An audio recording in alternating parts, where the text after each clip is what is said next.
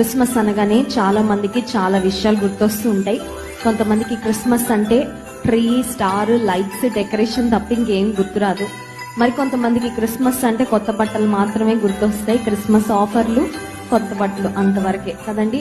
మరి కొంతమంది క్రిస్మస్ అనగానే బిర్యానీ, ప్లమ్ కేక్, ఆ తర్వాత ఇంట్లో అమ్మ చేసే పిండి పదార్థాలు, స్నాక్స్ అవన్నీ గుర్తొస్తూ ఉంటాయి. ఇంకొంతమందికి క్రిస్మస్ అంటే ఫ్రెండ్స్ తో ఎంజాయ్ చేయడము, ఫెస్టివల్ కాబట్టి it's all about having a great time with family and friends అనుకుంటారండి. కానీ క్రిస్మస్ అనే మాట క్రిస్టోస్ మాసే అనే 2 పదాల నుండి క్రిస్మస్ అనే మాట వచ్చింది. క్రిస్టోస్ అంటే క్రీస్తు, మాసే మాస్ అనే మాటకు అర్థము ఆరాధన. క్రీస్తును ఆరాధించటమే నిజమైన క్రిస్మస్.